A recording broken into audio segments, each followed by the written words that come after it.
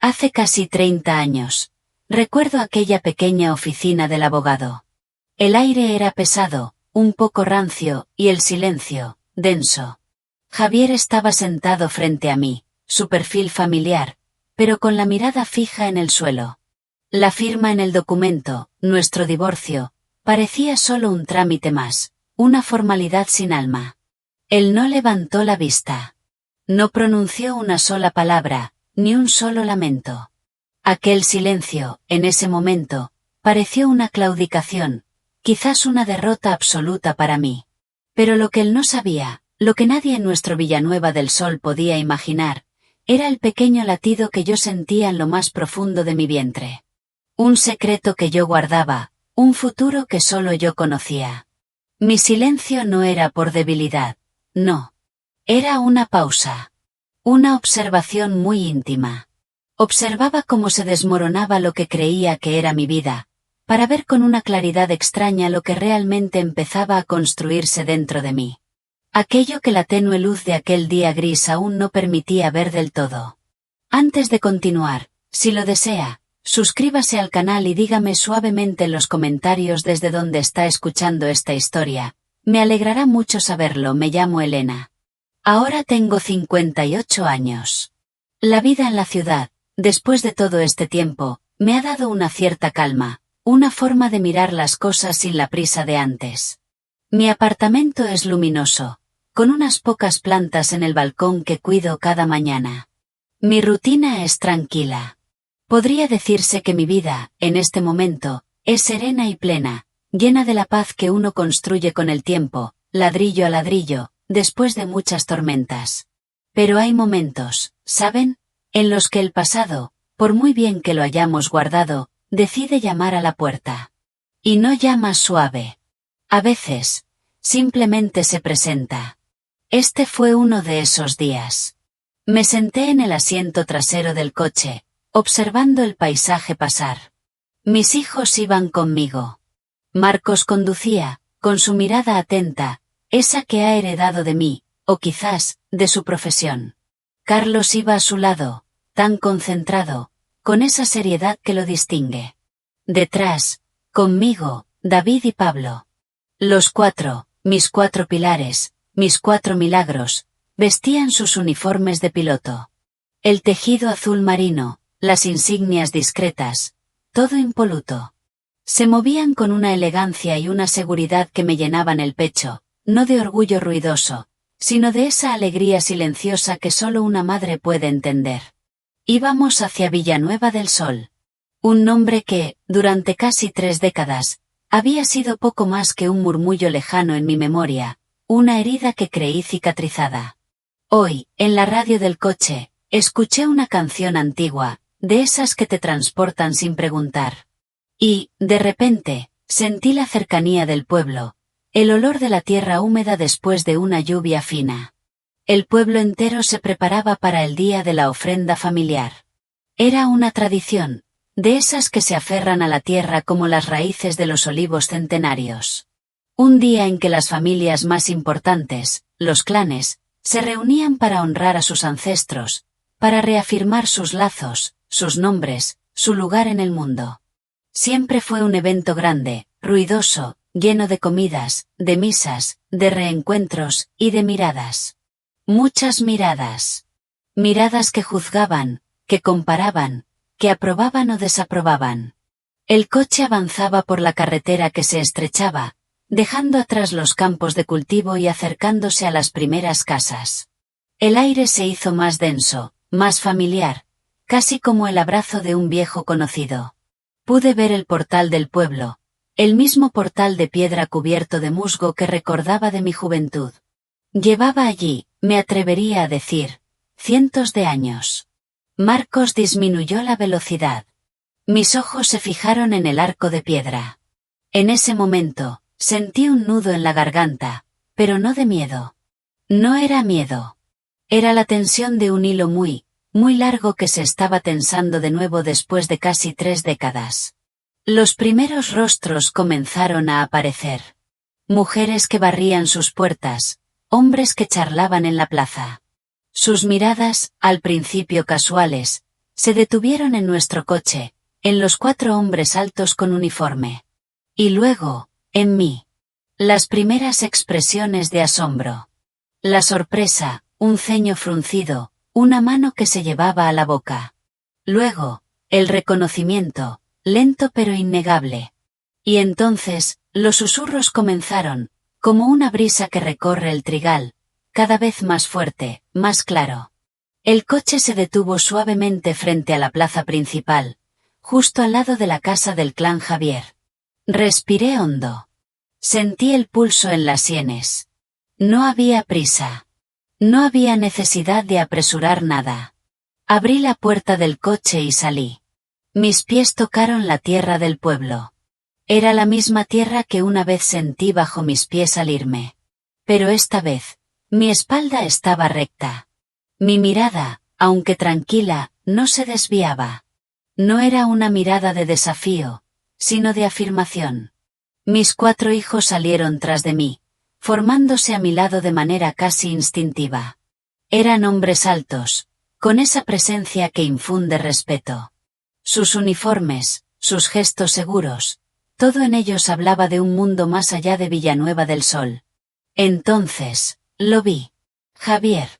Estaba de pie frente a la puerta de lo que una vez fue mi hogar. A su lado, su madre, mi suegra. Y otros parientes, rostros que no veía en tantos años que casi había olvidado. Sus ojos, al principio, estaban fijos en mis hijos. Pero luego, como atraídos por una fuerza invisible, sus miradas se posaron en mí. El asombro en sus rostros fue palpable. Un instante de silencio absoluto. La incredulidad. Y luego, un temblor, quizás en sus manos, en sus labios. No hubo una palabra, no hubo un grito. Solo esa marea de shock que invadió la plaza. Y en mi mente, resonó una voz. Mi propia voz, tranquila, pero firme. Aquí estaba yo, de nuevo, después de 29 años. Y no venía sola, esa imagen de Javier, de su familia, congelada en la sorpresa, fue la bisagra. La puerta que se abrió hacia el pasado. 29 años. Casi una vida. Recuerdo mi yo joven. Elena, recién casada con Javier, llena de esperanzas. Villanueva del Sol era mi mundo entonces. Un pueblo pequeño, de tradiciones arraigadas, donde el tiempo parecía avanzar más lento que en otros lugares. Mi hogar, nuestra casa, la del clan Javier, era de adobe y tejas, con un patio interior donde el sol siempre entraba tibio. Yo soñaba con llenarla de risas, de niños. Era el sueño de toda joven allí. En este pueblo, la sangre, el linaje, lo era todo. Y, sobre todo, la necesidad de tener hijos. Y, si era posible, varones. Era una forma de asegurar el nombre, la herencia, la continuidad de la familia. Al principio, nadie decía nada. Eran los primeros años. Pero el tiempo pasaba. Pasaban las cosechas, los inviernos. Y la cuna seguía vacía. Entonces comenzaron los murmullos. Primero, suaves, como el viento que roza las hojas de la parra. Elena no ha tenido suerte, quizás no es tan fértil. Luego, más directos, aunque nunca a mi cara. Escuchaba a mi suegra con sus amigas. No da hijos varones, su destino es así, no trae bendiciones al clan. No eran gritos. Eran susurros. Pero cada palabra se clavaba en mi corazón como pequeñas agujas, una y otra vez. Yo intentaba sonreír. Intentaba ser más diligente en la casa, más sumisa, más atenta. Pensaba que si era lo suficientemente buena, si aguantaba lo suficiente, todo pasaría. Que los malentendidos se disiparían. Pero me equivoqué. Javier. Javier era un hombre bueno.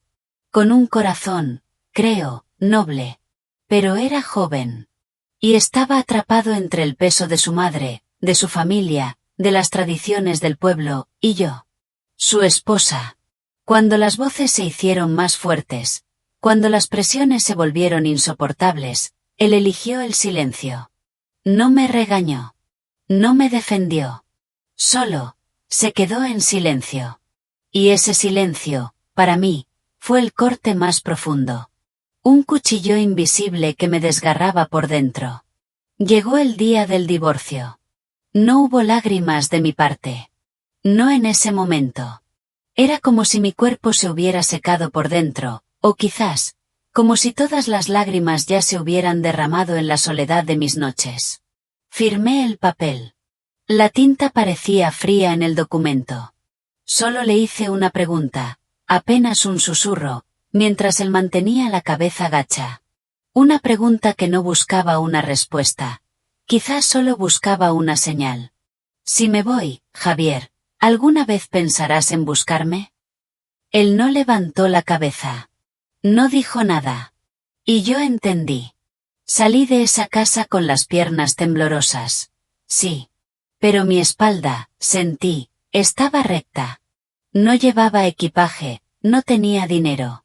Solo un viejo bolso de tela y mi cuerpo, delgado, quizás ya consumido por el dolor y el trabajo.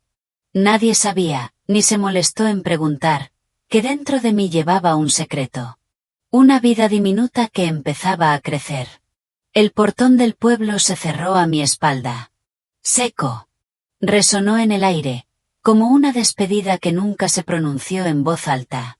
En aquel silencio, no se me dijo que me fuera. No. Pero se me hizo entender, con una claridad hiriente, que no había lugar para mí. Para la Elena que era entonces. Para la Elena que no había podido darles lo que ellos esperaban. Y yo, me fui. En una tarde de lluvia fina. Sin mirar atrás. No por rencor, sino porque sabía que si lo hacía, no tendría el valor de seguir caminando. El pueblo, Villanueva del Sol, siguió en su calma aparente esa noche. Nadie supo que una mujer acababa de irse, llevándose consigo el secreto de una nueva vida. Y nadie, quizás, imaginó que casi 30 años después, esa misma mujer regresaría.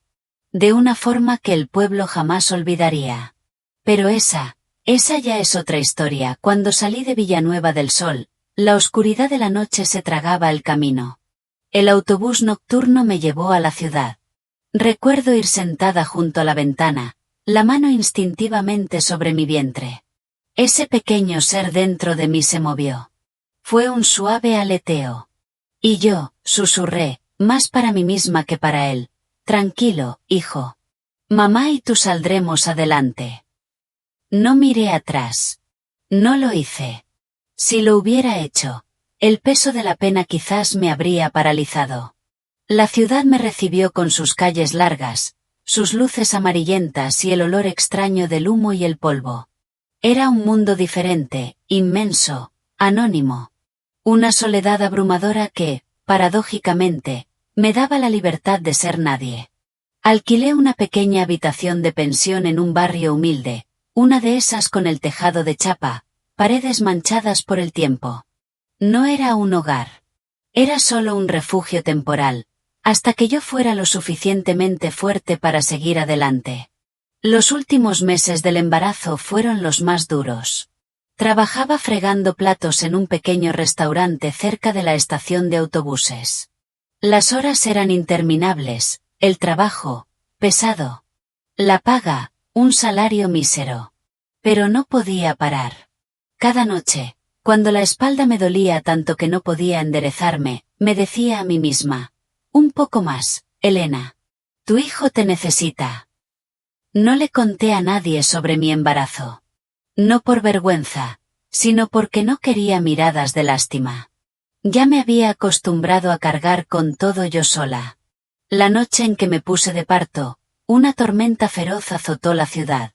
La lluvia caía a cántaros sobre el tejado de chapa, resonando en mi pequeña habitación. Abrazaba mi vientre, mordiéndome el labio para no gritar. Tenía miedo. Miedo de molestar a los vecinos, miedo de que la gente supiera que estaba sola, dando a luz sin compañía. El dueño de la pensión, un hombre mayor y amable, vio la luz de mi habitación encendida a mitad de la noche. Vio mi estado. Rápidamente, llamó a un taxi para llevarme al hospital. En la fría sala de partos, yacía allí, empapada en sudor y lágrimas. No tuve tiempo de sentir miedo. Antes de poder pensarlo, escuché la voz del médico, clara y fuerte: no es uno, son 4. Me quedé helada. 4 bebés. 4 pequeñas vidas que llegaron al mundo en la misma noche de lluvia. Sus llantos se sucedían, débiles pero persistentes, como queriendo demostrar que no habían venido a pedir permiso, sino a existir. Miré a mis 4 hijos, tendidos uno al lado del otro. Las lágrimas no paraban de correr por mis mejillas. En ese instante, no pensé en el dolor, ni en el futuro incierto que se abría ante mí. Solo sentí mi corazón desbordado, tan lleno que no dejaba espacio para el miedo. Pero la realidad, queridos amigos, no me permitió detenerme demasiado tiempo en la emoción. 4 hijos. Una madre. Nadie más. Sin familia, sin dinero. Los médicos me aconsejaron que llamara a mi familia. Negué con la cabeza. Yo sabía bien que hay puertas que, una vez cerradas, por mucho que las toques, no se abrirán. Les di sus nombres en esas noches en vela en el hospital. Marcos. Quería que fuera recto. Claro. Carlos. Deseaba que fuera fuerte, disciplinado. David. Que fuera inmenso como el mar. Pablo. Que fuera libre como el viento. 4 nombres que no buscaban riqueza, solo pedían la dignidad de levantar la cabeza en la vida. Al salir del hospital, los llevé de uno en uno de vuelta a mi pequeña habitación de pensión. La habitación, que ya era pequeña, se volvió sofocante. Por la noche, los 4 llantos resonaban por turnos. Yo apenas dormía. A veces, de puro agotamiento, me sentaba apoyada en la pared, con un bebé en brazos, las lágrimas cayendo en silencio, sin atreverme a emitir un sonido. Hubo noches en que me pregunté si había sido egoísta al traerlos a este mundo en tales circunstancias. Pero cada vez que una manita diminuta aferraba mi dedo, toda duda se desvanecía. Empecé a comprender algo. Cuando una se convierte en madre, no hay vuelta atrás. Esta fue la primera de muchas pruebas. ¿Cómo creen que una mujer sola, sin nada, pudo enfrentar esto? Compartan sus pensamientos en los comentarios y sigan nuestra historia para descubrirlo. Mi pequeña habitación de pensión, de menos de 10 metros cuadrados, se convirtió en nuestro mundo. En verano, un horno. En invierno, una cueva húmeda. Cuando el viento soplaba fuerte, el tejado de chapa crujía con lamentos. Pero para Marcos, Carlos, David y Pablo, ese era todo su universo. Organicé cada rincón de aquel espacio minúsculo con una rigidez casi obsesiva. 4 cunas viejas, una junto a la otra. 4 cuencos de plástico idénticos. 4 conjuntos de ropa, remendados una y otra vez. No permitía el desorden en mi casa. Creía firmemente que ser pobre no era lo terrible era ser desordenado. Desde que mis hijos cumplieron los 3 años, empecé a enseñarles disciplina. No con azotes, sino con hábitos. Levantarse a la misma hora, doblar sus mantas, recoger sus platos después de comer, no discutir por quién tenía la mejor parte. En nuestra casa, ninguno era más querido que otro. Recuerdo una vez que Marcos, jugando, rompió el único cuenco de plástico que quedaba intacto. David lloró. Carlos se enfadó. Pablo se quedó inmóvil, sin decir nada. Yo no los regañé. Me senté, recogí cada trozo roto y les dije, con mucha lentitud: el plato se puede comprar de nuevo, pero si los hermanos no saben cuidarse, no hay nada que lo compense. Esa frase los acompañó durante muchos años después, aunque en ese momento no la entendieron por completo. Casi nunca les compraba juguetes. La única cosa en la que invertía para mis hijos eran libros. Libros viejos, con las páginas amarillentas, pero siempre limpios. Cada noche, al volver del trabajo, por cansada que estuviera, me sentaba a leerles. Mi voz era monótona, sin grandes entonaciones, pero ellos escuchaban con una atención asombrosa. No tuvieron una infancia brillante, quizás, pero tuvieron esas raras noches tranquilas, donde los cuatro se acurrucaban juntos, escuchando mi voz, el sonido de la lluvia en el alero, y sintiendo una seguridad que el dinero jamás podría comprar. En la escuela, Marcos y Carlos mostraron pronto una madurez inusual. David era callado, pero profundo. Pablo, el más pequeño, era vivaz y muy observador. Sus maestros a menudo me preguntaban, ¿cómo educa a sus hijos, señora? Son tan responsables. Yo solo sonreía. No me atrevía a decirles que mis hijos no tenían el lujo de ser perezosos. La pereza era un lujo que nuestra familia no podía permitirse. Una vez, Marcos fue objeto de burlas de sus compañeros por llevar una camiseta vieja. Volvió a casa con la cabeza gacha, sin llorar. Lo miré durante un largo rato. Luego, cogí la camiseta y la remendé con más cuidado. Se la entregué y le dije, la ropa puede ser vieja, Marcos, pero el que la lleva no debe ser viejo de pensamiento. Desde ese día, Marcos nunca más volvió a agachar la cabeza. Nunca les hablé mal de su padre. No por rencor, sino porque no quería que su infancia comenzara con una cicatriz. Pero ellos, a su manera, entendían que yo había pasado por algo muy doloroso. No preguntaban. No por falta de curiosidad, sino porque no querían entristecerme. Cada vez que pasábamos cerca del aeropuerto, los cuatro solían detenerse durante mucho tiempo. Miraban los aviones despegar, con los ojos brillantes. Ninguno lo decía, pero en sus corazones, sentían lo mismo. Allí arriba, en el cielo, había otro mundo. Yo me quedaba un poco atrás, observando en silencio. No soñaba despierta, ni tenía esperanzas descabelladas, pero sabía que si mis hijos querían volar alto, primero debía enseñarles a mantenerse firmes en la tierra. Esos años pasaron lentos, duros, pero no carecieron de sentido. En nuestra pequeña habitación, cada hábito, cada regla, cada lección se sembraba en silencio, como semillas esperando el día de brotar. Yo sabía muy bien que, algún día, cuando mis hijos salieran al mundo, lo que los ayudaría a mantenerse firmes no sería su origen, sino lo que les había enseñado en los días más difíciles. Pero ese viaje aún era muy largo. Y por delante habría elecciones que obligarían a mis cuatro hijos a enfrentarse a sus propios sueños. Un sueño que empezó en aquel cielo inmenso que ellos solían mirar en silencio. Mis hijos empezaron a comprender que el mundo no se limitaba a nuestra pequeña callejuela y a nuestra vieja habitación de pensión. A medida que crecían, sus tardes después de la escuela ya no eran tan apresuradas para volver a casa. A menudo, se detenían un buen rato en la valla del aeropuerto, donde los enormes aviones rodaban, rugían y luego abandonaban la tierra. Era un momento en el que los cuatro permanecían en silencio. Marcos solía ser el que estaba más erguido, con la mirada fija en la pista. Carlos prestaba atención a cada movimiento, a cada señal.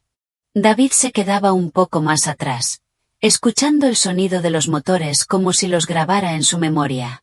Pablo, el más pequeño, hacía preguntas sin parar, a veces provocando la risa de los demás. Yo siempre me mantenía a una cierta distancia de ellos. No los arrastraba, ni los apuraba. Solo observaba, como si, en silencio, viera algo formándose. Una tarde, después de cenar, Pablo preguntó de repente, «Mamá, ¿por qué vuelan los aviones?» Me detuve por unos segundos. No sabía la respuesta técnica, lo admito. Pero conocía la respuesta de una madre. Y era, vuelan porque son lo suficientemente fuertes y disciplinados para dejar la tierra. Esa frase dejó a mis cuatro hijos en silencio. Ninguno lo entendió por completo, pero todos sintieron que había algo muy serio en mis palabras. A partir de ese día, las conversaciones de mis hijos ya no giraban en torno a juguetes o juegos. Empezaron a preguntar por el cielo, por los mapas, por la distancia entre las ciudades. Marcos pedía libros de matemáticas avanzadas. Carlos practicaba la escritura, con cuidado. David investigaba sobre el tiempo. Pablo llenaba sus cuadernos con dibujos de aviones. Yo me di cuenta de que un sueño comenzaba a gestarse. Pero también entendí muy bien el precio de ese sueño.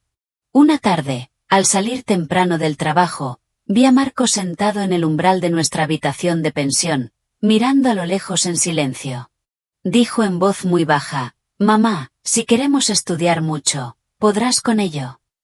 No respondí de inmediato. Lo miré durante un largo rato. Luego, puse suavemente mi mano sobre su hombro. «No prometo daros todo, Marcos, pero prometo no deteneos si de verdad queréis». Esa noche, apenas dormí. Me senté a calcular cada gasto, cada posibilidad. Sabía que el camino por delante no sería fácil. Pero también entendí otra cosa: si no les permitía soñar, la pobreza los seguiría toda la vida. A partir de ese día, mi vida cambió. Empecé a trabajar en el aeropuerto, haciendo turnos de limpieza por la noche. El salario no era mucho más alto, pero a cambio, estaba cerca del lugar que mis hijos tanto miraban. Algunas noches, mis 4 hijos me acompañaban al aeropuerto. Se sentaban a hacer sus deberes en un rincón de la sala de espera, la luz blanca iluminando sus rostros jóvenes, pero concentrados. De vez en cuando, levantaban la vista para mirar por los ventanales, donde los aviones rodaban en la oscuridad. Yo los observaba, con el corazón lleno de una mezcla de calidez y preocupación. No les enseñaba que debían ser pilotos. Solo les enseñaba que los sueños no nacen de la suerte, sino de la preparación. Una vez, un compañero de trabajo me preguntó: «Señora, ¿no teme que sueñen tan alto y luego caigan con fuerza?». Yo sonreí. Mi voz era muy suave. Caer es mejor que no atreverse a volar. Mis hijos no sabían que cada paso que daban iba acompañado de mis noches sin dormir. Solo sabían que yo nunca les había impedido mirar al cielo. Y en esas miradas, un camino, en silencio, se estaba abriendo. Aún sin forma clara, aún sin destino definido, pero lo suficientemente claro para que los 4 entendieran que hay sueños que, si no empiezan hoy, nunca serán a tiempo. El sueño de volar, una vez susurrado en mi pequeña habitación, ahora tenía un nombre claro. Marcos, Carlos y David, mis 3 hijos mayores, habían logrado entrar en la Academia de Aviación. Fue un día soleado, recuerdo, lleno de una mezcla de alegría inmensa y una punzada de miedo en el corazón. Llevaban sus carpetas con los papeles, sus esperanzas. Pablo, el más pequeño, no había pasado la prueba de aptitud física por muy poco. Medio punto. Recuerdo la desilusión en sus ojos. Él se quedó fuera. Yo estaba de pie, un poco alejada de la entrada de la academia, observando cómo mis hijos cruzaban aquel gran portón. Los vi alejarse, sus espaldas rectas, sus pasos firmes. No lloré. No lo hice. Solo les dije, en voz muy baja, para que solo ellos me escucharan: una vez dentro, hijos míos, no penséis quiénes sois. Pensad que se os está dando una oportunidad. Ellos asintieron. No se giraron para mirarme mucho tiempo. Creo que, como yo, sabían que si lo hacían, el corazón podría flaquear. Los días dentro de la academia fueron, como ellos me contaban por teléfono, más duros de lo que habían imaginado. Los horarios se contaban por minutos. La exigencia física, la disciplina mental, la presión constante. Todo era abrumador. Marcos, el mayor, llegaba a la habitación exhausto, los hombros caídos por la responsabilidad de ser el hermano mayor, el que debía ser un pilar. Carlos, con su meticulosidad, a veces era reprendido por ser demasiado lento, por dudar. David tenía dificultades con los simuladores de vuelo, sus reflejos no eran tan rápidos como los de los demás. Pero ninguno se quejó. No recuerdo una sola queja. En casa, Pablo comenzó su propia batalla. Sin sus 3 hermanos a su lado, la casa se sentía extrañamente silenciosa. Su entrenamiento era implacable. Todas las mañanas, salía a correr por el barrio antes de que el sol asomara. Por las noches, hacía flexiones hasta que sus brazos temblaban. Yo lo observaba, En silencio.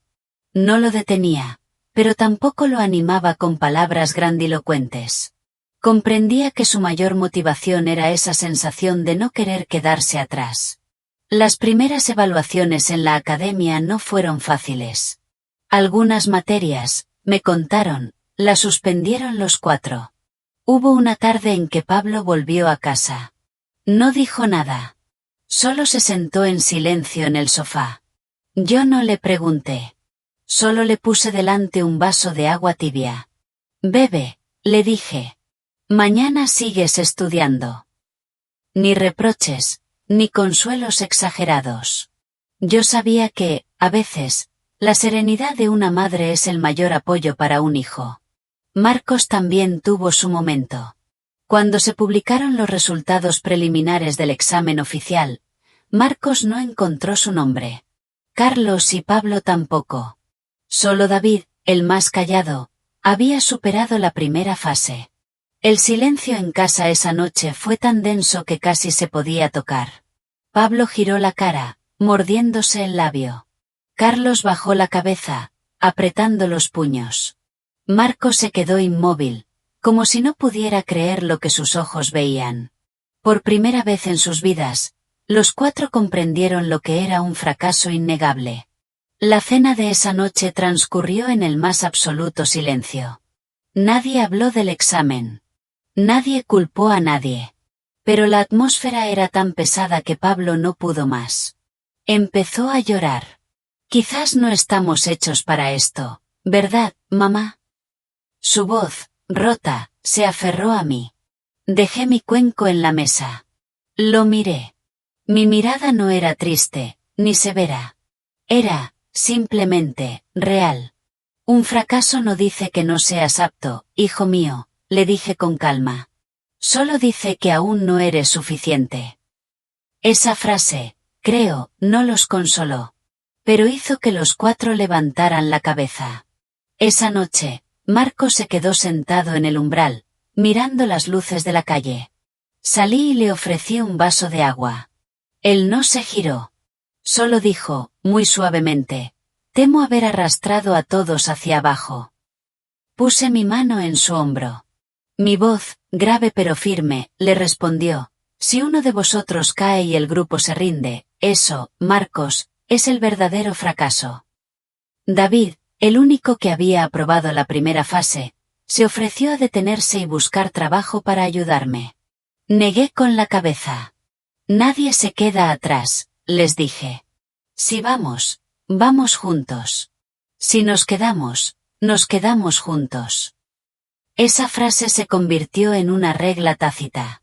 En los días que siguieron, vi cómo mis hijos cambiaban. Ya no estudiaban por costumbre, sino como si estuvieran corrigiendo cada pequeño error. Marcos se enfocó en la velocidad. Carlos aprendió a ser más decidido. David compartía su experiencia. Pablo entrenó su cuerpo hasta el agotamiento. Yo no interfería. Solo observaba en silencio, y seguía trabajando más que antes. Hubo noches en que me sentaba sola en mi habitación, sobándome las manos doloridas. Pero al oír las voces de mis 4 hijos leyendo sus lecciones, toda mi fatiga se volvía pequeña, insignificante. Un mes después, se anunciaron los resultados de la ronda de selección complementaria. Esta vez, Marcos y Carlos habían aprobado. Pablo se quedó a medio punto exacto en la prueba física. Se sentó en silencio. No lloró. Pero su mirada se ensombreció. Lo llamé. Puse mi mano sobre su cabeza. Hijo, ¿quieres rendirte? Negó con la cabeza. Entonces, el año que viene lo intentamos de nuevo. Sin reproches, sin decepción. Solo el reconocimiento tranquilo de que este camino era largo. No era necesario llegar el primero. Ese año, solo 3 de mis 4 hijos cruzaron oficialmente el umbral de la academia. Pablo se quedó. Seguía estudiando, seguía entrenando. Cada mañana, despedía a sus hermanos en la puerta y luego volvía a entrenar solo. Yo lo observaba, con el corazón apretado por el dolor, pero también lleno de orgullo. Entendí que el fracaso no los había doblegado. Al contrario. Les estaba enseñando la lección más importante. No todos ganan a la primera, pero el que sigue adelante, ese es el que de verdad merece la pena. Y desde ese momento, el camino dejó de ser un sueño vago. Se convirtió en una batalla real. Contra el tiempo. Contra los límites. Y contra ellos mismos. El día que Marcos, Carlos y David cruzaron oficialmente el portón de la Academia de Aviación, el sol era abrasador. El portón de hierro se cerró a sus espaldas con un sonido seco. Desde ese instante, los tres hermanos comprendieron que el camino por delante ya no dejaba espacio para la vacilación. Yo estaba fuera, junto al portón, con mi pequeña bolsa. No lloré. Solo les di una última instrucción, la que ya les había dicho antes. Una vez dentro, no penséis quiénes sois. Pensad que se os está dando una oportunidad. Ellos asintieron. Ninguno se giró para mirar mucho tiempo, porque sabían que si lo hacían, el corazón podría flaquear. Los primeros días en la academia fueron más duros de lo que habían imaginado. La rutina se medía en minutos. La exigencia física, la disciplina, la presión psicológica. Todo era intenso. Marcos, a menudo, regresaba a la habitación con los hombros doloridos. Carlos era amonestado por ser demasiado cauto, por dudar en sus decisiones. David encontraba dificultades en los simuladores de vuelo. Sus reflejos no eran lo bastante rápidos. Pero nadie se quejaba. Por las noches, cuando las luces de la habitación se apagaban, los tres hermanos yacían uno al lado del otro, cada uno perdido en sus propios pensamientos. Marcos siempre se repetía a sí mismo que debía ser más fuerte, porque era el mayor. Carlos intentaba corregir cada pequeño error. David, en silencio, tomaba notas y estudiaba el doble que los demás. En casa, Pablo libraba su propia batalla. Sin sus tres hermanos a su lado, el silencio era aún más palpable. Su entrenamiento era más riguroso. Cada mañana, salía a correr por el barrio antes de que amaneciera. Cada noche, hacía flexiones hasta que sus manos temblaban. Yo lo observaba. No lo detenía, pero tampoco lo animaba con palabras grandilocuentes. Comprendía que su mayor motivación era ese temor a quedarse atrás. Yo trabajaba más que nunca. Hubo meses en los que casi no tuve un día libre. El dinero para la academia, para la comida, para los libros. Todo se acumulaba. Pero nunca dejé que mis hijos supieran lo cansada que estaba. Las cartas de los tres hermanos no eran muy largas, solo unas pocas líneas para decir que estaban bien. Pero cada vez que recibía una, la leía con mucha atención, como si buscara entre líneas lo que no se atrevían a decir. Una tarde, David escribió: «Aquí es muy difícil, mamá, pero no tengo miedo. Solo temo decepcionarte». Cuando terminé de leer, doblé la carta. No le respondí de inmediato. A la mañana siguiente, les envié una pequeña nota. Decía: «Nadie puede decepcionar a mamá, hijos. Porque nunca esperé que fuerais perfectos».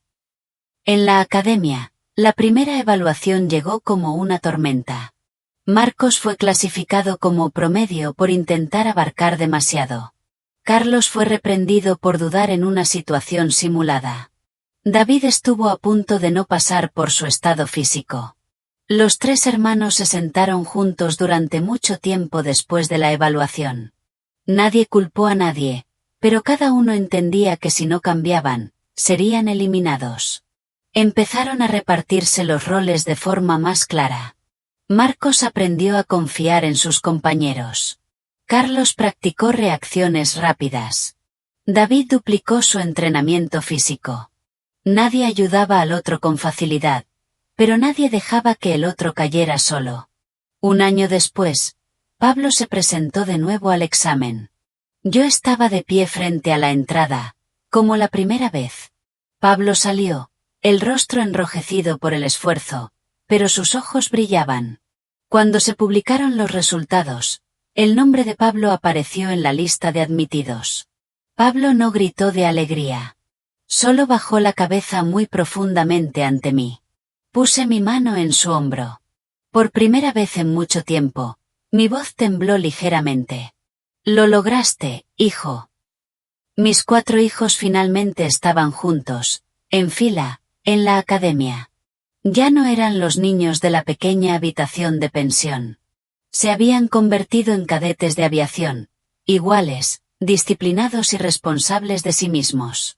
Yo acompañé a Pablo hasta el portón, viendo cómo su figura se desvanecía. Esta vez, me di la vuelta rápidamente. No porque no quisiera mirar, sino porque ya me había acostumbrado a dejar que mis hijos caminaran solos. Comprendí que crecer no es no necesitar a mamá, sino saber mantenerse firme incluso cuando mamá no está al lado. Y allí, a lo lejos, entre el vasto cielo y los rigurosos entrenamientos, mis 4 hijos, que crecieron en la pobreza, estaban cada vez más cerca de su sueño común. El sueño de volar por sus propios medios. Mis hijos crecieron no solo como pilotos, sino como hombres, aprendiendo a volar juntos. Si usted, querido oyente, aún me acompaña en este viaje, por favor, ayúdeme a saberlo. Deje un comentario con el número 1 aquí abajo, para que sienta que no estoy sola en esta narración. Su presencia es el mayor aliento para que continúe con la parte final de mi historia. Los años siguieron su curso. Mis hijos, convertidos ya en hombres, asumían sus tareas en diferentes lugares. Uno en una base militar lejana, otro en el extranjero, los otros 2 continuaban su formación y sus primeros vuelos. Yo volví a vivir sola, esperando sus llamadas cortas, sus mensajes. Era una rutina diferente, tranquila, pero siempre con un oído atento a la voz de mis hijos. Un día, llegó a mi buzón una carta de Villanueva del Sol, escrita con letra que reconocí de una pariente lejana. El contenido era breve. Me invitaban a la próxima celebración del Día de la Ofrenda Familiar. Casi 30 años. El nombre del pueblo todavía hacía que mi corazón se encogiera un poco. No respondí de inmediato. Esa noche, soñé. Soñé con el portón del pueblo, con la lluvia de aquel día lejano y conmigo misma, marchándome en silencio. Era como un recordatorio. Un capítulo de mi vida que aún no se había cerrado del todo. Al despertar, me senté junto a la ventana durante mucho tiempo. Sentí que, quizás, había llegado el momento de volver. Llamé a mis hijos. Les conté mi decisión. Hubo un silencio al otro lado de la línea. Luego, Marcos, con su voz tranquila y madura, me dijo, «Entonces, volveremos contigo, mamá». Cerré los ojos. Por primera vez en muchos años, sentí como las lágrimas caían. No eran lágrimas de dolor, sino de un viaje que estaba a punto de cerrarse y otro que comenzaba a abrirse. El cielo nocturno fuera de mi ventana era inmenso. Pero yo sabía que los vuelos más importantes no eran los que surcaban el aire, sino aquellos que se atrevían a volver, a enfrentarse al pasado. La decisión de regresar al pueblo no fue un plan elaborado. Llegó suavemente, como si hubiera estado esperando, latente, durante casi 30 años. Solo esperaba el momento justo para salir a la luz. Comencé a prepararme en silencio. Saqué la vieja maleta de debajo de la cama y la limpié. No había muchas cosas dentro, unas pocas prendas sencillas, un vestido de tono oscuro, y un pañuelo de tela, ya raído por el uso. No llevaba nada que pudiera recordar el dolor de mi pasado. Para mí, el pasado no necesitaba ser exhibido. Ya estaba grabado en mi forma de andar, en mi mirada. Mis 4 hijos regresaron a España en los días siguientes. Sin previo aviso, sin grandes alardes. Marcos llegó primero, recogiéndome en mi trabajo en silencio. Carlos llegó 2 días después, con la compostura de quien ya está acostumbrado a estar al frente de cadetes. David llegó con su uniforme militar impecable. Pablo fue el último, el más joven, pero sus ojos ya no tenían esa ingenuidad de antaño. Mi pequeña habitación de pensión, de repente, se sintió demasiado llena, como en los viejos tiempos. Los observaba mientras ordenaban sus cosas. Sentía una emoción extraña. Me di cuenta de que aquellos niños a los que yo había protegido, ahora, en silencio, me estaban protegiendo a mí. La noche antes de ir al pueblo, los 5 cenamos juntos una comida sencilla. Nadie habló del día siguiente, pero todos lo teníamos en mente. Pablo fue el primero en romper el silencio. Mamá, dijo, ¿y si no nos reciben bien? Dejé mis palillos en la mesa. Lo miré durante un largo rato. Luego, le dije con lentitud, no vuelvo para ser bienvenida, hijo. Vuelvo para que vosotros no tengáis que cargar con una parte de vuestras raíces olvidadas. Esa frase dejó a mis 4 hijos en silencio. Por primera vez, entendieron que este regreso no buscaba reclamar nada, sino poner las cosas en su lugar correcto. Esa noche, yo no dormí. Me senté junto a la ventana, observando las luces de la calle que se difuminaban en la neblina. En mi mente, surgían muchas imágenes viejas.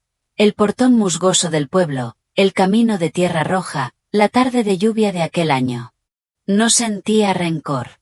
Solo veía un espacio muy largo que, por fin, estaba a punto de llenarse. A la mañana siguiente, el coche partió temprano. Yo iba sentada en el asiento trasero, con las manos apoyadas en mi regazo. Mis 4 hijos me rodeaban. Nadie habló mucho.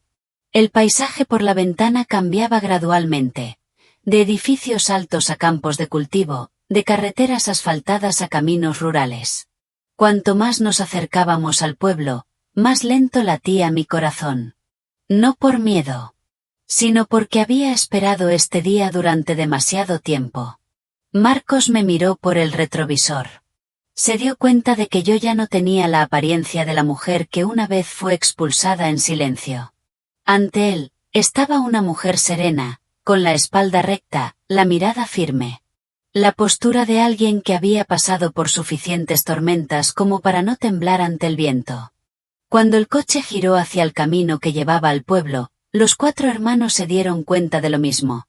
Este lugar era mucho más pequeño de lo que recordaban. Pero esa misma pequeñez hacía que todo se sintiera más denso. El portón del pueblo apareció. Viejo, musgoso, pero ya no desconocido. Lo miré durante mucho tiempo. No me bajé del coche de inmediato. Tomé una respiración profunda y luego dije, pase lo que pase, hijos, recordad una cosa. Hemos venido aquí con nuestra propia dignidad, no pidiendo permiso. Mis 4 hijos asintieron. Ninguno me tomó de la mano, pero los 4 bajaron del coche juntos, formándose una fila natural detrás de mí. A lo lejos, el sonido del altavoz que anunciaba la ceremonia del día de la ofrenda familiar se mezclaba con las voces de la gente. Nadie en el pueblo nos reconoció de inmediato. Pero las primeras miradas ya empezaban a detenerse. Caminé paso a paso a través del portal del pueblo, sin prisa, sin lentitud. Cada paso era como un hito en el largo camino que había recorrido. No sabía qué me esperaba, miradas, susurros o un silencio incómodo. Pero sí sabía una cosa con mucha claridad. Esta vez, al regresar, yo ya no era la mujer que se fue hace tantos años. Y los 4 hombres que caminaban detrás de mí eran la respuesta más clara a todo. La mañana del día de la ofrenda familiar, Villanueva del Sol se despertó antes de lo habitual. Desde el amanecer, el humo del incienso flotaba por todos los caminos. Las llamadas, los pasos, el tintineo de los objetos rituales, creaban una atmósfera solemne y familiar a la vez. La casa del clan estaba abierta de par en par. En el patio, las mesas y sillas estaban dispuestas con orden. Los ancianos, en pequeños grupos, hablaban de las cosechas, de sus hijos y nietos, y de nombres que hacía mucho tiempo no se mencionaban. Nadie sabía que, justo en ese momento, un pasado olvidado estaba entrando en silencio en el pueblo. Caminé a través del portón del pueblo cuando el sol apenas comenzaba a elevarse. La luz caía sobre mis hombros, resaltando mi postura recta y serena. Mis 4 hijos me seguían, manteniendo una distancia suficiente, sin ostentación, sin esconderse. Pero lo bastante cerca para que cualquiera que los viera se detuviera. Las primeras miradas se ralentizaron. Luego, las voces se hicieron más suaves. La gente veía a 4 hombres altos, con uniformes impecables, una actitud seria y respetuosa. No hacía falta que nadie los presentara. Solo su postura y sus miradas ya decían algo. No eran visitantes comunes. Una mujer de mediana edad me reconoció primero. Se detuvo, la mano que sostenía un incienso tembló. ¿No es Elena? Su voz atrajo la atención de los que estaban cerca. Ese nombre, después de casi 30 años, hizo que el ambiente se tensara. Me detuve. Me giré y asentí levemente. Sí, soy yo. Ni una sola palabra de reproche, ni un sollozo ahogado. Solo una respuesta adecuada. La mujer abrió la boca para decir algo, pero luego se quedó en silencio. Su mirada se desvió hacia mis 4 hijos, que estaban detrás de mí. No preguntó nada más. Pero en su mente, y en la de todos los que la rodeaban, una pregunta común se alzaba muy clara. ¿Quiénes eran ellos? No me apresuré a responder esa pregunta. Seguí caminando hacia la casa del clan, como quien cumple con su deber al asistir a una ceremonia. Mis 4 hijos me siguieron, manteniendo la compostura, saludando a los ancianos, aunque no los conocieran. Los susurros comenzaron a extenderse, pero ya no eran tan hirientes como antes. Quizás, mi presencia hoy no permitía que nadie me faltara al respeto. Cuando me detuve frente al altar de los ancestros, entre el humo denso del incienso, junté las manos durante mucho tiempo. En ese instante, todos los sonidos a mi alrededor parecieron desvanecerse. No pedí nada, no me lamenté. Solo me dije a mí misma, en silencio, he vuelto, tal como me prometí.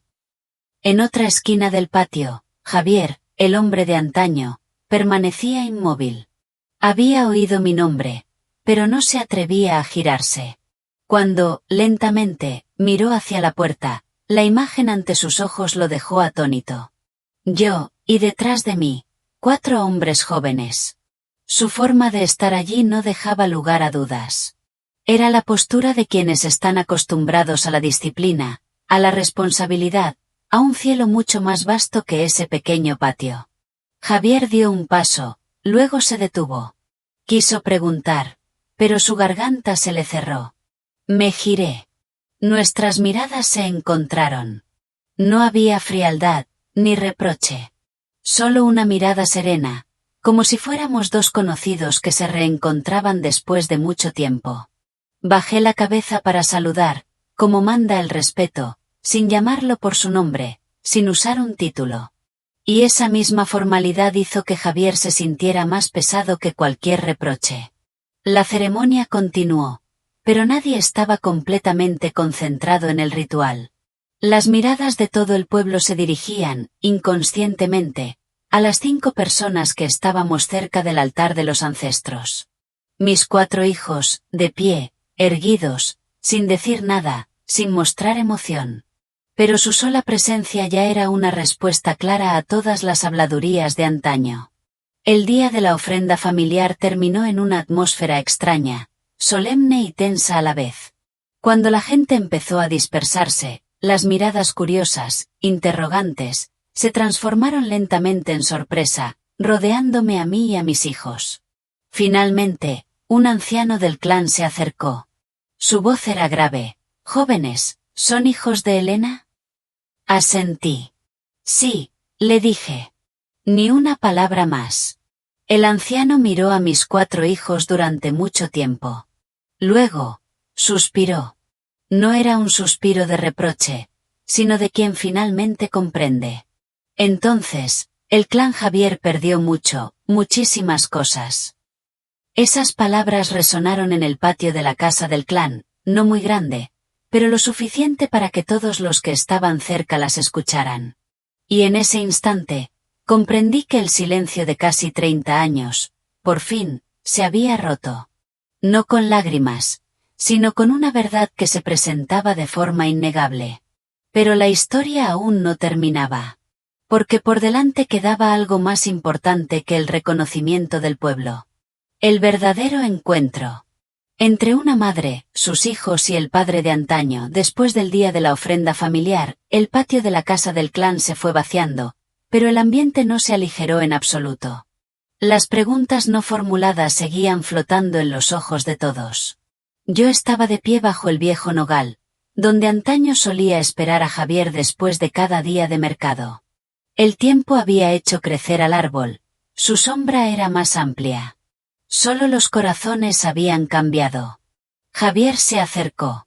Sus pasos eran lentos, como si estuviera caminando en sentido inverso a casi 30 años de su vida.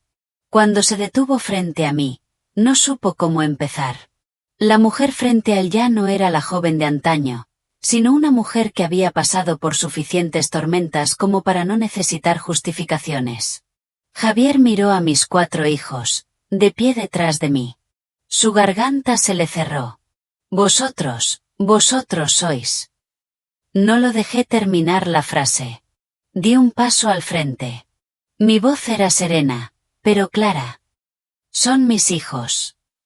No lo llamé por su nombre, ni por un título. Solo una confirmación de la verdad. El ambiente alrededor se congeló. Algunos parientes que estaban cerca se detuvieron también, sin atreverse a intervenir. Javier me miró, luego miró a mis 4 hijos. Su voz tembló. Hace 29 años, tú no dijiste nada. Negué levemente con la cabeza. No es que no dijera nada, Javier. Es que nadie quiso escuchar. Esa frase, no dicha en voz alta, fue como un corte directo en el silencio. No había amargura, pero dejó al que la escuchaba sin posibilidad de negación. Me giré hacia mis hijos. Mi voz se hizo más lenta. Ellos son Marcos, Carlos, David y Pablo. 4 hijos a los que di a luz y crié sola. Sin más explicaciones, sin contar sufrimientos. Pero cada palabra que caía era como si pusiera una vida entera sobre la tierra. Un anciano del clan se acercó. Su voz era grave. ¿Así que te fuiste embarazada aquel año? Asentí. Sí. Y eran 4 Un suspiro profundo se escuchó en algún lugar. Nadie alrededor dijo una palabra, pero en sus ojos, todas las piezas del rompecabezas de antaño empezaban a encajar de una forma que nadie hubiera imaginado. Javier dio un paso hacia atrás. Se apoyó en un pilar de madera, como si temiera no poder mantenerse en pie. Entonces yo. No pudo continuar. Cualquier palabra en ese momento se habría vuelto superflua. Marcos dio un paso al frente. Por primera vez desde que regresamos al pueblo, uno de mis hijos habló por iniciativa propia. Su voz era grave y clara, sin rastro de resentimiento. No hemos venido a culpar a nadie. El patio quedó en absoluto silencio. Hemos venido porque nuestra madre merece estar aquí. Marcos terminó y dio un paso atrás, sin mirar a Javier, sin esperar una reacción. Pero cada una de sus palabras fue suficiente para hacer que muchos bajaran la cabeza. Miré a mi hijo. Mis ojos se humedecieron por un instante, luego volvieron a la serenidad. Me giré hacia Javier. No he vuelto para reclamar un estatus, Javier. Ni necesito que nadie me pida perdón. Javier levantó la mirada. Sus ojos estaban enrojecidos. Entonces, ¿por qué ha vuelto? Lo miré fijamente. Por primera vez, mi voz se tornó más grave. He vuelto para que mis hijos no crezcan con una parte de sus raíces negada. El ambiente se sintió pesado. Ya no había razón para rebatirme. Una pariente susurró, si hubiéramos sabido entonces. La interrumpí suavemente. Si hubiéramos sabido entonces, quizás no tendría a estos 4 hijos como los tengo hoy. Esa frase no era de jactancia, sino una verdad aceptada después de muchos años. Javier miró a mis 4 hijos durante mucho tiempo. Vio en ellos no un odio, sino la calma de quienes se han levantado por sí mismos. Bajó la cabeza lentamente. No ante mí, sino ante la verdad. Yo no me acerqué a consolarlo. Tampoco me di la vuelta. Solo permanecí allí, en silencio, presenciando cómo un hombre, por fin, se enfrentaba al precio de su silencio de antaño. Nadie más dijo nada. No era necesario. Porque en ese instante, todo el pueblo comprendió una verdad muy clara: no todo el que se va en silencio es un perdedor, y no todo el que se queda mantiene intacta su vida. Pero la historia aún no terminaba. Porque la verdad, una vez dicha, no era para condenar, sino para abrir una última elección. La elección de aquellos que aún convivían con el pasado. Después de aquel encuentro, Villanueva del Sol ya no fue el mismo. La gente no lo decía, pero todos entendían que, una vez que ciertas cosas se aclaran, no se puede pretender que nunca existieron. Las miradas que antes me juzgaban ahora eran diferentes. No por miedo, ni por adulación, sino porque su silencio había sido despertado por la verdad. Esa misma tarde, el anciano jefe del clan hizo que me invitaran, a mí y a mis 4 hijos, a la casa del clan. No con un tono de orden, sino con una cautela inusual. Entré en ese espacio muy lentamente. Era la primera vez en casi 30 años que yo estaba en la casa del clan como alguien que ya no tenía que bajar la cabeza. Mis 4 hijos estaban detrás de mí, erguidos y respetuosos. El anciano jefe me miró durante mucho tiempo y luego dijo: en aquel tiempo, el clan Javier se equivocó.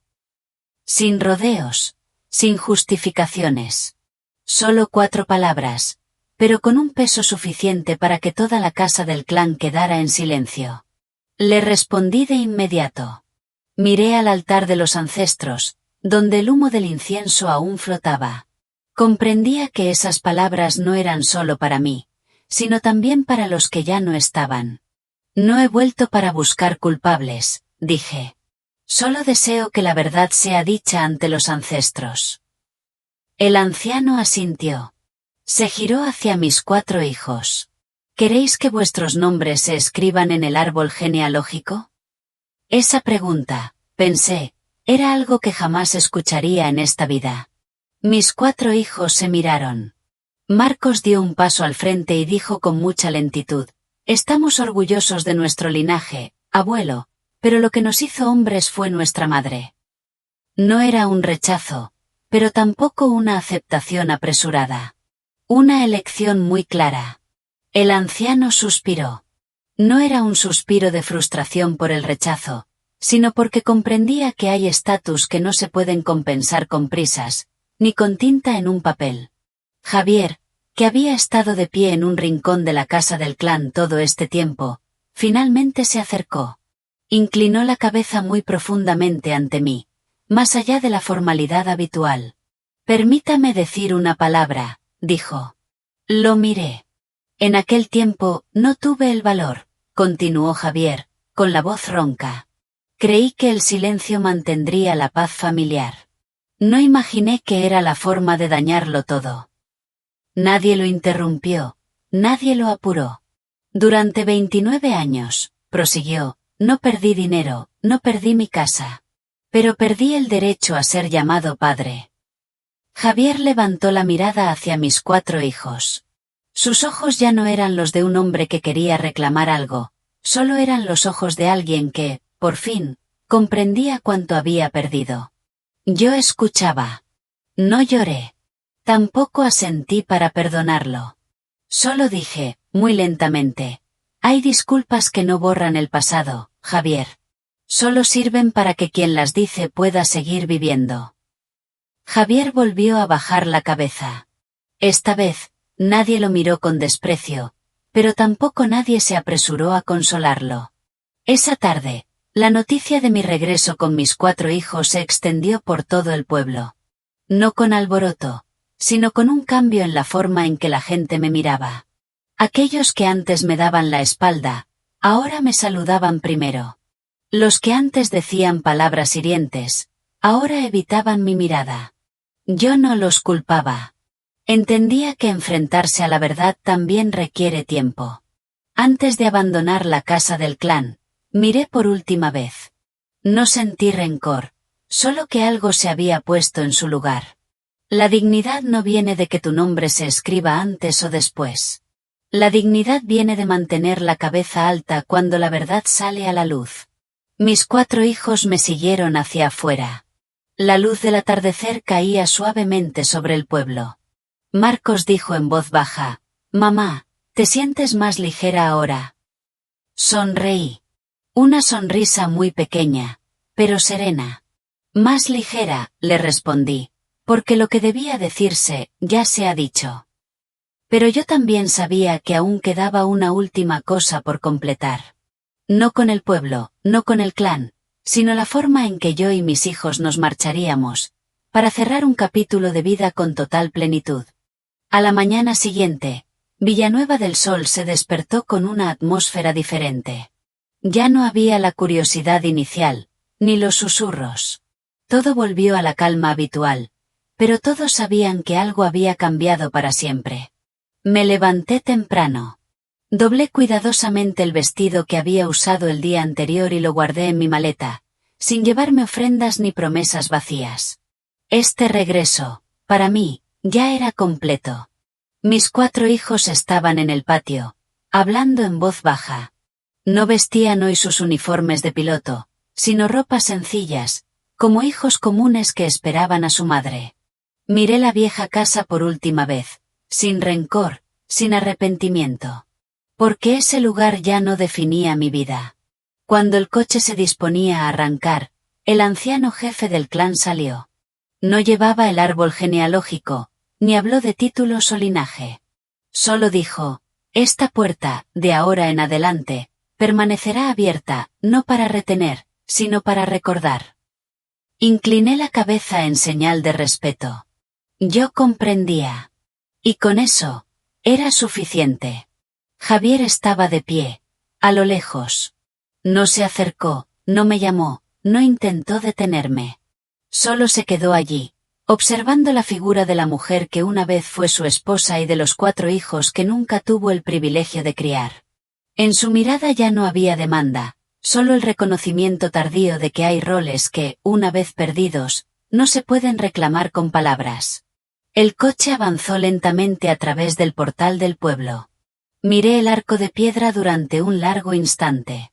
No para despedirme del pasado, sino para confirmar algo. Había cruzado ese umbral 2 veces. Una, marcada por la herida, y esta vez, con una serenidad plena. Mis 4 hijos permanecían en silencio. Ninguno lo dijo en voz alta, pero todos entendían que este regreso había completado algo esencial. No cambiar a los demás, sino dejar de cargar con lo no dicho. Cuando el coche salió del pueblo, Marcos me miró por el retrovisor. «Mamá, ¿hay algo de lo que te arrepientas?» Pensé unos segundos y luego negué con la cabeza. «No, hijo. Porque no vine aquí a recuperar el pasado. Vine a cerrarlo». El camino que se extendía ante ellos era recto y largo, ya sin el peso de antaño. Aquella tarde, los 4 hermanos volvieron a vestir sus uniformes familiares. Uno se preparaba para ir al extranjero, otro regresaba a su unidad, el tercero continuaba sus largos vuelos y el más joven, a la academia. Yo los observaba desde el aeropuerto, viendo despegar cada avión. No lloré. Solo me mantuve allí, en silencio. Porque sabía que aquellos niños que crecieron en una pequeña habitación ya tenían su propio cielo. Antes de darme la vuelta, dije en voz muy baja, no se sabía si a mis hijos o a mí misma: «La vida no nos debe ninguna disculpa, porque hemos vivido con la dignidad suficiente». El avión desapareció gradualmente entre las nubes. Me di la vuelta y me alejé lentamente, con la espalda recta, sin prisa, sin mirar atrás. Aquella mujer que una vez partió del pueblo en silencio. Y fue esa misma mujer quien se marchó esta vez con una serenidad completa. Porque hay personas que no necesitan ser justificadas. Solo necesitan vivir con la suficiente honestidad para que la verdad encuentre su propio camino de regreso. A veces, el verdadero valor de una persona solo se revela en su ausencia. ¿Y usted?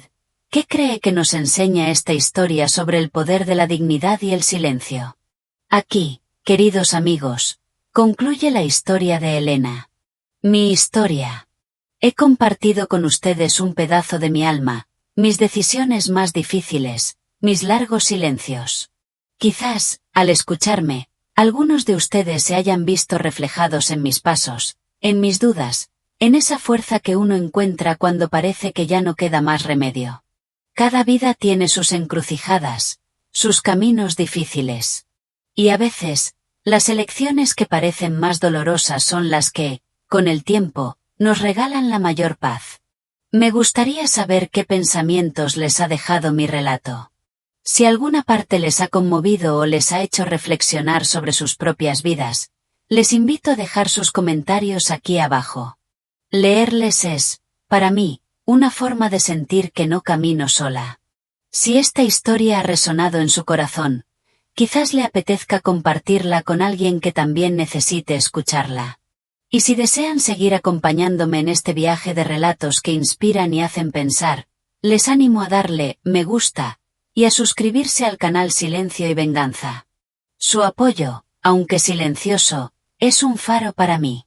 Por hoy, me despido. Pero el camino de la vida sigue, y con él, siempre surgen nuevas historias que merecen ser contadas. Hasta la próxima vez, cuando el silencio vuelva a hablar. Este vídeo es una historia de ficción inspirada en experiencias de la vida.